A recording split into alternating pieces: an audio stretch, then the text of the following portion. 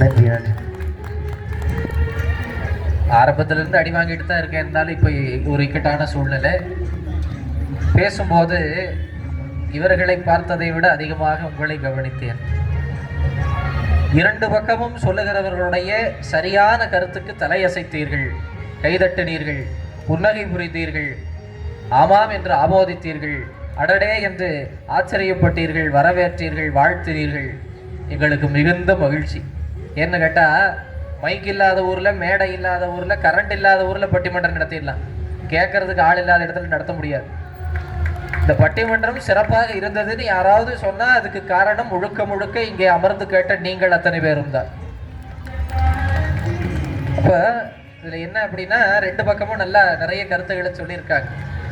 இதில் முகுந்தன் சொல்லும்போது சொன்னார், ஒரு கணவன் இறந்து போகிற ஒரு சூழ்நிலையில் மனைவிக்கு சொல்கிற பாட்டு, அவன் மனைவி கேட்குற இந்த செய்திகளையெல்லாம் சொல்கிற பாட்டு, சொன்னது நீதானாங்கிற பாட்டு. அதில் காதல் வருது. அது தத்துவ பாட்டுன்னு அவர் எடுத்து சொன்னார். அது தத்துவம் தான். அதில் ஒரு காதல் வருது. இன்னொரு கைகளிலே யார் யார் நானா, என்னை மறந்தாயா, ஏன் ஏன் என் உயிரேன்பா அந்த அம்மா.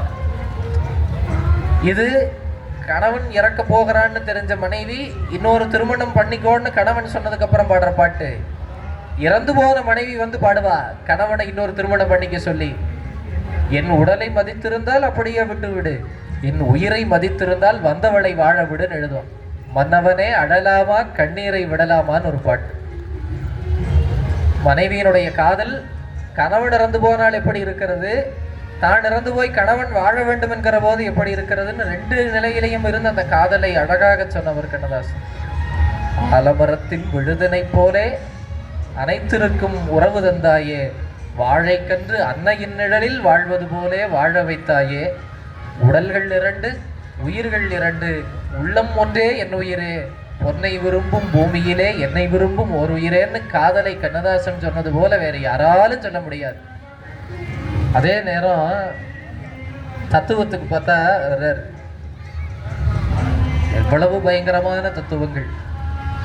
மனுஷன் என்னென்ன புரியாததையெல்லாம் ஒரே வரையில் அழகா சொல்லிட்டு போயிடுவார். உண்டாக்கி விட்டவர்கள் 4 பேர், 2 பேர் கொண்டு வந்து போட்டவர்கள் 4 பேர். எத்தனை சயின்ஸ் டீச்சர் பாடம் நடத்தி நடத்தி சொல்ல வேண்டிய பாட்டை அப்படி தத்துவத்தை சொல்றார். அழகா சொன்னார். பார்க்க தெரிந்தால் பாதை தெரியும், பார்த்து நடந்தால் பயணம் தொடரும், பயணம் தொடர்ந்தால் கதவு திறக்கும், கதவு திறந்தால் காட்சி கிடைக்கும், காட்சி கிடைத்தால் கவலை தீரும், கவலை தீர்ந்தால் வாழலாம், வாழ நினைத்தால் வாழலாம், வழியா இல்லை பூமியில். எவ்வளவு அழகா! கதவு திறந்தால் காட்சி கிடைக்கும், காட்சி கிடைந்தால் கவலை தீரும், கவலை தீர்ந்தால் வாழலாம். இன்னைக்கு நம்ம பல பேர் வாழ்க்கை தொலைக்கிறதே கவலைனால தான். எதுக்கு கவலைன்னா தெரியல. ஒருத்தர் குடிச்சுக்கிட்டே இருக்கார். ஏன் குடிக்கிறீங்கன்னு, கவலையை மறக்க குடிக்கிறேன்னாரு. என்ன கவலை? நான் ரொம்ப குடிக்கிறேன்னு கவலைன்னு.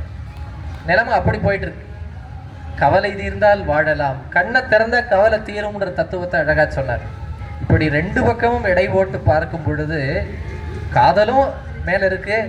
இந்த பக்கம் திரும்பினா இந்த தஞ்சாவூர் கோயிலா கங்கை கொண்ட சோழபுரமான்னு கேட்டால் எப்படி சொல்ல முடியும்? ரெண்டு வகையில சிறப்பு வாய்ந்தது.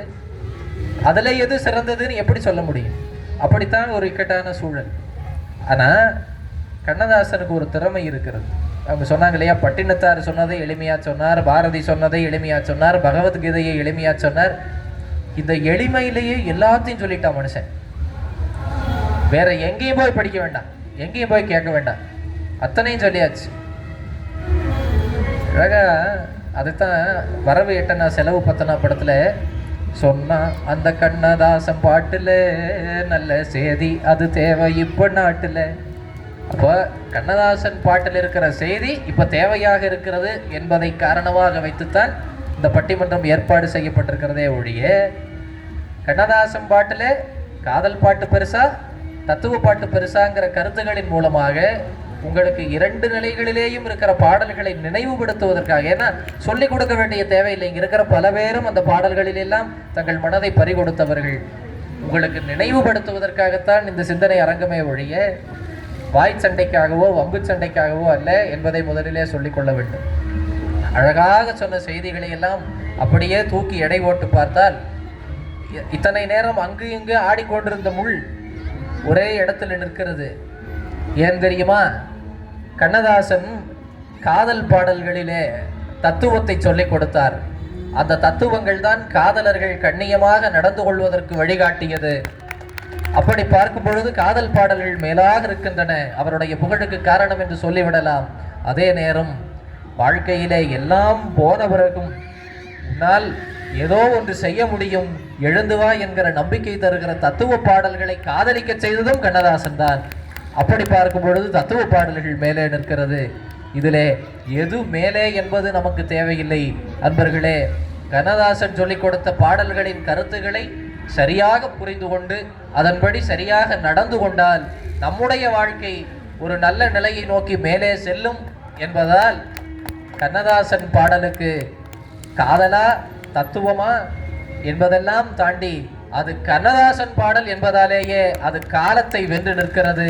அது கண்ணதாசனுக்கு மட்டுமே உரிய பெருமை என்பதை சொல்லி இத்தனை நேரம் அருமையாக பேசிய அன்பர்களுக்கும் நாங்கள் பேசுவதற்கும் எங்களோடு அவர்கள் பாடுவதற்கும் வாய்ப்பை ஏற்படுத்தி உங்கள் அத்தனை பேருடைய செவியையும் சிந்தனையும் எங்களுக்கு வழங்கி எங்களை எல்லாம் உற்சாகப்படுத்தி இதுவரைக்கும் அமைதியாக உட்காரச் செய்திருக்கிற எங்கள் மனங்களை நிறைத்திருக்கிற உங்கள் அத்துணை பேருக்கும் எங்களுடைய அனைவரின் சார்பிலும் நெஞ்சம் நிறைந்த நன்றியை சொல்லி இந்த ஏற்பாட்டை செய்திருக்கின்ற மாவட்ட ஆட்சியாளர் உள்ளிட்ட பொறுப்பிலே இருக்கின்ற உயர் அலுவலர்கள், உதவியாளர்கள், பல்வேறு பணிகளிலும் ஈடுபட்டு இதையெல்லாம் செய்து கொடுத்தவர்கள், செய்தி மற்றும் மக்கள் தொடர்பு துறை, இங்கே ஒவ்வொன்றுக்கும் ஒவ்வொருத்தருடைய உழைப்பு இருக்கு. அதனால தான் பிறர் தேவை அறிந்து கொண்டு வாரி கொடுப்பவர்கள் தெய்வத்தின் பிள்ளை இல்லையா? இங்கே இந்த தம்பி இத்தனை நேரம் நமக்கு இந்த ஒலி வாங்கி எல்லாம் சரி பண்ணி கொடுத்தாரு. அவருடைய உழைப்பும் இதில் இருக்கிறது. ஏன்னா நாங்கள் நல்லா பேசி இது சரியாக கேட்கலைன்னா நீங்கள் உட்கார முடியாது. அவருடைய உழைப்பு இருக்கிறது.